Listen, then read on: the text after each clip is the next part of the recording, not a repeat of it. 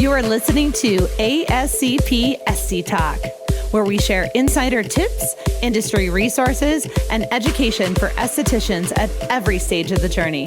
Let's talk, because ASCP knows it's all about you. Hello and welcome back to ASCP Esty Talk. I am Ella Cressman, licensed esthetician, certified organic skincare formulator, and content contributor for Associated Skincare Professionals. I am Maggie Stasek, licensed esthetician and ASCP's cosmetology education manager.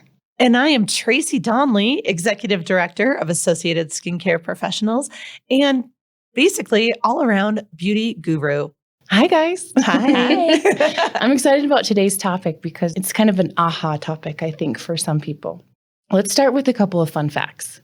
I love fun facts. Or maybe a review. Okay. We know that our largest organ and one of our most complicated organs is our skin. Our skin. Yep. And it plays many roles, right, in the maintenance of life and health. And it's often the first indication or signal of a problem with other organ systems, right? And if I would say, you would have to be living under a rock if you don't know that, because Benjamin Knight Fuchs, he talks about that all the time. So keep on keeping on. And we see it too as professionals. We know there's an influence of, maybe something else is going on internally and it's showing up on your face or on your skin.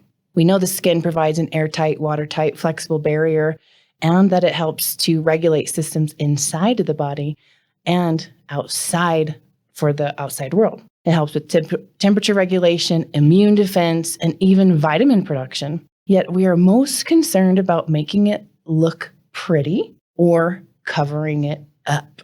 So true. But I do have to say, I don't know about that whole skin regulation thing, because this menopause hot flash thing is not being regulated. But anyhow, I digress. True. And hormones show up on your skin all the time. Oh, that's so true. Or the effect of the hormone system. Mm-hmm. Well, our skin is approximately 22 square feet, and approximately 1 square feet of that is our face. It's generally 1 other square foot if we talk about our neck and décolleté, right? But the global skincare market is worth hundreds of billions of dollars, with nearly half of that coming from the anti-aging skincare and only 10% the face and décolleté being part of that. Really? That actually blows. No, I mean, seriously, Yeah. that blows my mind. Because you would think that it would be so focused on the face. Yeah. What about the rest of our skin, though? I know. Well, yeah. I mean, not just anti-aging. That's not including prevention or other parts of Health. it. Yeah. My point is, we spend most of our money on our neck up, Yeah. not on our neck down. So we're buying $100 creams and serums, and we're getting these services, or we are providing these services for our collarbone up. Is that because that's what we see in the mirror every day? But what Ooh, about good our one. other parts of our body? Could be. It could be that's what we see, or that's what we're exposed, or that's what we're conditioned to think is important. But I think we've also seen this movement to, wait a minute, what about other parts of the body? Well, I don't even think about my other parts of the body unless it's summer, right? Because I'm covering it. So I'm Right. like, oh, do you guys do that thing where you're like, oh, time to moisturize other parts of my body now? Well, I think that is uncovering it, right? Yeah. But I also think sometimes we notice parts of our body after it's too late. Oh, so true. My arms are Yes. crepey. Oh, my please. hands are aging. What's going on with these spots on my legs? Yes, so totally. much thing. So I think where we're missing a mark in the professional industry is providing that same attention that we give to the area, like from the collarbone up to the collarbone down. I know as a consumer, I would totally appreciate a reminder from my esthetician of like, hey, have you paid any love to this? We offer this. Well, the reminder is coming Oh, because it you is. see the Yeah. shift in ads, targeted ads. There is a shift at this point in body creams that have retinols in them, that have tightening agents, that are $120 for a 4-ounce jar. Wow. Right? Yeah, but of course, then you get a subscription and it's half the price. But whatever. Oh my God, There's all that's these so marketing true. tactics Uh-huh. to lure in, hey, look at the body. You need this in the body. We have these hand sunscreens. We have other kinds of products, right? The mainstream market is recognizing, oh, this is going to be important. And it's important probably, we can guess, because there's a shift in even plastic surgery, There was a statistic, because you guys know I love New Beauty. So Oh my gosh, she doesn't. I keep every single one. It's like a Bible. It's a Bible. But in the New Beauty magazine, it goes through, for those who don't know, it goes through like plastic surgery trends and such. And the body, face really took an uptick after COVID because of what you said, because that's what we see. But the body treatments have always been there. But what's been lacking, right? We think of conventional medical procedures. We have liposuction and we have tummy tucks or augmentations of certain areas of the body. Booty augmentation. And what we have now is those would be considered invasive. But what a lot of med spa clinics or even dermatology clinics or these plastic surgery clinics are recognizing, hey, that's a one and done. How do we capture this client more? So they're having body treatments. Yes, like M-Sculpt, which is, it's not about fat removal, fat reduction. It's about muscle tone. So I mean, and that's one of those ones that you get them coming back. I mean, you could actually say, oh, I'm going to do some liposuction on these people, get the big ticket item, and then say, oh, now you should come back and get these M-Sculpt treatments every so often. So I see that as an opportunity for retail sales. Yes. This is what comes to mind for me when we're talking about this, and more so when it comes to these more spa-like treatments and especially product, is it seems like there's a crossover between aesthetics and even what a massage therapist can do. And so what is scope of practice and what should estheticians do and not do, or can they do it? Is it their scope of practice? I love that you just said that, Maggie. And of course, it's from Maggie. That's Maggie's. Just keep it by the books, people, by the books. But yeah, I mean, isn't it in Texas that they're not allowed to touch the hands? I don't know. Yeah, it could be. I think that's the case. And then in California with 803B, they just recently redefined what an esthetician could do versus a massage therapist. And that's because of the crossover, because that licensure would be manicurist or nail technician versus other parts. But if we're dealing with the skin, is that different? I don't know. I mean, I think on the other side too, you have a lot of these massage therapists who feel like it's a body treatment and they're wanting to get into doing like M-Sculpt. Yeah, we're seeing that all the time. I mean, we have people calling in, members that are massage therapists saying, hey, I'd like to start even doing laser because it's a body treatment. I want to do laser hair removal, or I want to do some skin tightening or what have you. Yeah, it's getting blurry. Well, M-Sculpt, I saw this because I love New Beauty and I am a sucker for ads on social media. There was this one ad, I almost bought it. And it was like, you put these nodes, like these electronic things, and then you press a button and like they're convulsing. Dude, I have it. I borrow it? I swear it works. Like I put it on my arms and then I lay down and watch TV and I put it on my abs. It's like doing sit-ups without doing sit-ups. But it's commercial. They're sweating. They're like, yeah, it works so good. I just put it on for 20 minutes. I know. I'm like, oh, I want that. It is hardcore. I mean, I put it on my old dad and he was like, oh. I was like, Dad, beauty and pain go hand in hand. Look how buff you are, Dad. Do you feel the burn afterward? Yeah, usually it's like not right away. It's usually like the next day and I can feel it. Like if I laugh, you can tell I didn't do it yesterday. Well, speaking of scope of practice, there is some areas that we are already, right? We have seen these treatments offered, right? Like we just recently did a podcast on the skinification of hair, where we're talking about things that would be out of this area, but a gray area potential, right? What are some other areas that we can think of? Well, Tracy mentioned the vajacial. Well, and it's interesting. So, I think we did a video a while ago on the vajacial. It's like a few years ago. And I was kind of like, okay, let's see how this goes. But I went recently to go see my waxer to get my normal wax job. And I noticed that she offers it on her menu. So I took that time to really dig in and say, hey, Tana, what are the real benefits that I'm going to see from doing a vajacial? I mean, take care of all your skin. I get it. But she walked through it and she totally sold me on it. Like, I mean, I'm doing it. She said that, we get a lot of razor burn or we get a lot of ingrowns. And sometimes those are in places that are difficult to get to. And they can get to those and they can start you on, she really says that it's more so to really start you on an at-home routine that is going to keep your skin healthy so that you don't have so many ingrown flare-ups or things of that nature. Also, too, she's like, do you hydrate down there? And I was like, well, I drink water. I mean, that helps, right? But she said that we really need to be able to make sure that that skin is healthy as well, because it has to do with the aging process, just like the skin on other parts of our body. I would also say, going to a lot of the trade shows most recently, I mean, anal bleaching is the bomb. I was just going to mention that one. Yeah. I mean, I had a session, I think it was at IECSC, and I was like, oh my gosh, all these people are lined up to come see me at my session. Of course they are, Tracy. Yes. They want to know how to start their own business. But instead, they went into a different classroom. And I was like, what is this classroom? Why are all these people so excited? They were there to see anal bleaching.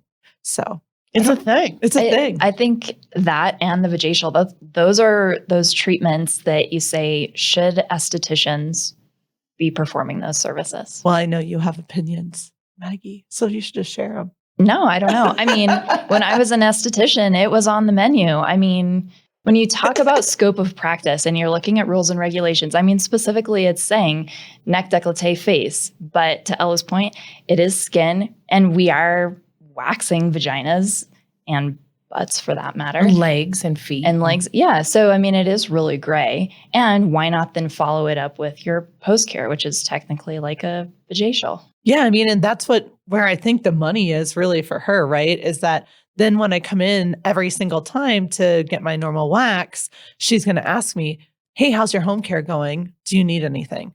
Right. Plus, it makes her job easier. Yeah. Because she doesn't have to fight around. I mean, it's healthy skin, healthy hair removal process. Yeah. And even too, I found out, I didn't know, she has a high frequency device. So like if you have one of those, I mean, I'm sharing so much information here, but if you have one of those crazy like ingrown hairs that are so angry that you feel like you need to put Lanacine on it, she's like, just come in and we'll zap it. And like, that's quick money. You know what I would say too is, at least when I was practicing esthetician, there are so many estheticians who will not do these treatments. They're not comfortable with doing it. And from a money-making standpoint, I mean, when you get good at Brazilian, and you guys know, it is quick. Yeah, You're 15 in minutes and out. max. Yeah, you add your little vajacial, it's another 15 minutes. I mean, moneymaker, like you said. Hey guys, stop. Let's take a quick break. Elibana, Australian born, globally loved. Elibana's story is simple. They love lashes and brows. They shoot for the stars and lift lashes to new heights. Their addiction is real, their passion is popping, and there is nothing more they crave than offering excellence, service, and innovation in products. Elibana Lash Lift allows you to offer your customers luscious, lifted lashes that can last up to 12 weeks in one safe 20-minute treatment. Learn more at elibana-usa.com. Let's get back to the conversation. I think using it in combination to piggybacking on other things, like understanding this M-Sculpt or the Cool Sculpt or the body sculpting, using those as opportunities for the home care, like your waxer was doing. And we look at another opportunity. One of my favorite treatments in school was the body scrub, like a salt scrub. It was what it was called. Yes. Oh, I love those myself. I do personally. too. I love the way it felt. I love the way I felt. And that was the only, I don't do well sitting for a long period of time, like massage. It depends on who's doing it, but I'm more talking to them. I'm that client. Oh, yeah, I bet you are. Like, listen, lady, I need a break from that. But yeah, but I never do well relax. That's how I relax. Yeah. You know, that's how I come down. And so, but it was the texture, it was the touch, it was the movement. It might've been the lymphatic movement. I haven't had one since school, to be fair. That's one service I would like to go have. I have to tell you, you just mentioned the lymphatic movement. I mean, that even right there, again, gray area, because I know massage therapists like to specialize in it, but getting that skin treating while doing a lymphatic drainage, that would be so the bomb. Even just rubbing the salt is part of it. Yeah. Because the direction that we learn where to rub it. Oh, that's so good. Yeah, that's why we do things in a particular order. We start here, we end here, we work this way because of that. And so that opportunity, right? But it was seen as fluff. which is why I haven't gone. Because if I want one, I've got to go to Four Seasons or another like day spa thing to get one.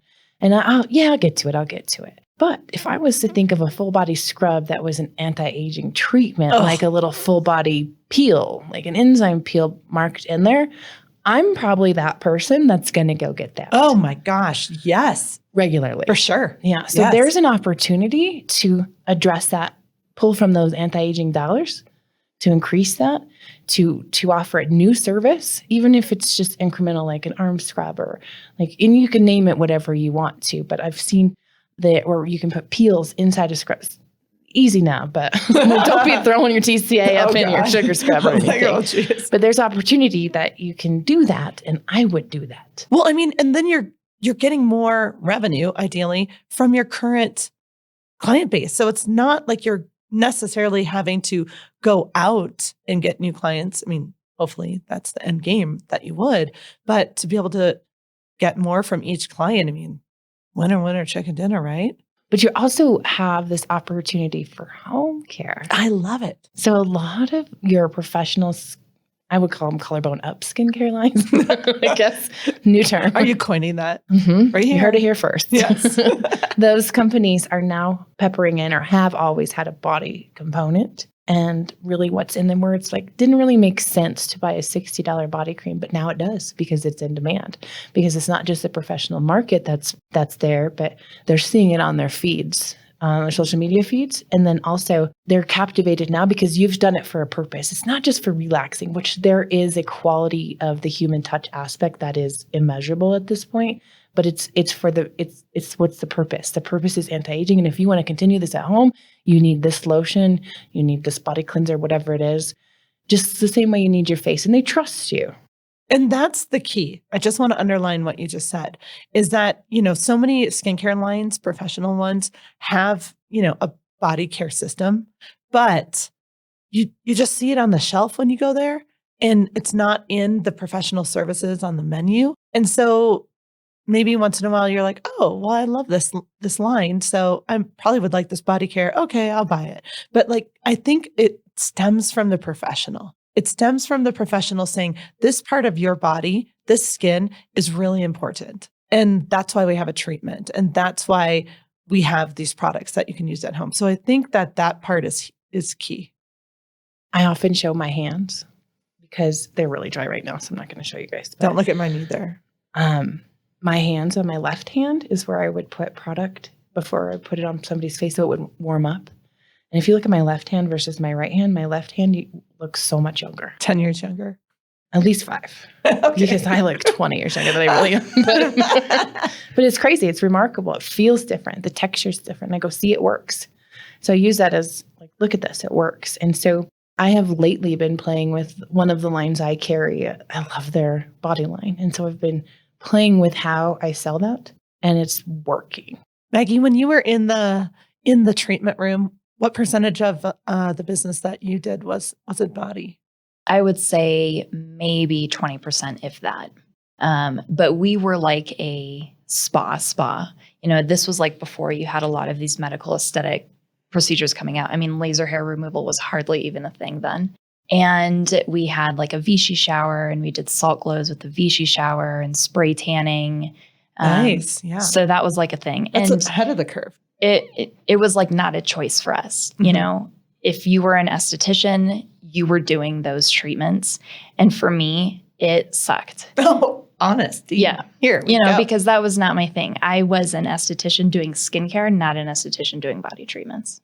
That was my perspective. So do you think your perspective would change? You would have a different, how would your perspective change now? Today? 2022. Yeah, would you do body?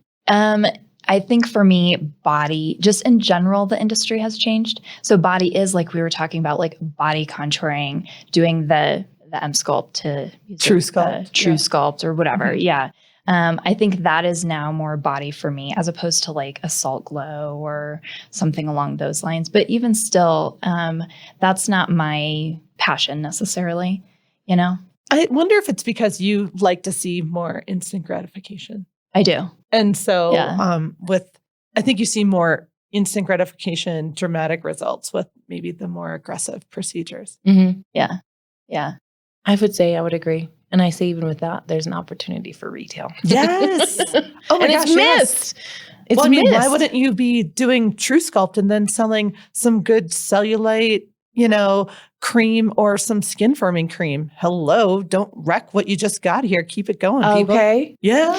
Okay. Because it does a bunch of things. Because guess what? When they run out of that amazing cellulite firming cream, guess where they're going to go?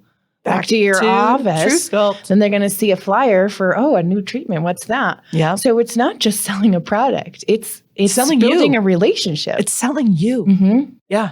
All right. You guys have sold me. I need to run out of here and go get some body treatments like yesterday. But to those, to Maggie's point of what the esthetician was doing before, there is something, again, in the new beauty magazine, this spring, summer 2022. Are they paying you? No, Okay, not just yet. Not Email yet. me. Get connected at ascp.com. But the brain skin connection was an interesting thought process in this article called Headspace. And it goes on about the mental health, the role mental health plays in skincare. Oh, I love this. Yeah. And I it love this talks about it didn't talk about the body completely as much, but the physical touch in both facial and body treatments, how it improves circulation. So that even those perceivable fluff treatments have a histological value. How it helps to provide relaxation and relieve stress, which communicates with the central nervous system and Tracy, even the endocrine system, which is Hormones. yeah. So Yeah. that relaxation helps to release tension in the mind, and it creates a better sense of awareness, allows clearer thinking, and it moves away from cosmetic versus skincare. So it's a different thought process there. I just think that is so key to remember because I don't remember it. I'm always thinking beauty, beauty, beauty. Will I look better? Will I look better? And I think to myself so much that what a huge opportunity it would be for an esthetician then to partner with a life coach, a wellness coach, a nutritionist, and really blend those services then together and say, you go see this person and I'm going to refer you to them. Functional aesthetic clinic. Yeah. Oh, yeah. Oh my gosh. I think that'd be cool. Oh, that sounds cool. They say when you look good, you feel good. When Yeah. you look better, when you look good, you feel good. So it's perpetuates. Yeah, when you feel good, you look good. Mm-hmm. My final thought is that there is a huge opportunity to address the other 90% that we have overlooked. And for one reason or another, maybe you're afraid of anal bleaching. Maybe you're nervous about that's retail not an selling. obvious reason. or Maybe anything. it's not your thing, but being aware of it is key. And for that, I think you should at least pay attention. Yeah, I think that we talked quite a bit on vajacials and anal bleaching, but the other 90% is so much more than that. And it's not just quote unquote treating the skin with your products and doing a facial on another body part, but it could be that you're incorporating more waxing. It could be you're incorporating more devices. You could even be taking your microdermabrasion and treating The décolleté. the décolleté, sure, Yeah. the back. Mm-hmm. Oh, The back feet. Yes, back for sure. Yeah. Back of the arms for that Yeah. Ooh. build up. Yeah, it's thinking outside the box. Or could you do an enzyme peel on your armpits? Sure. Just to really get that After a nasty full skin? consultation, that Okay. is a possibility. Okay. I'm going to qualify that client, but absolutely. Okay.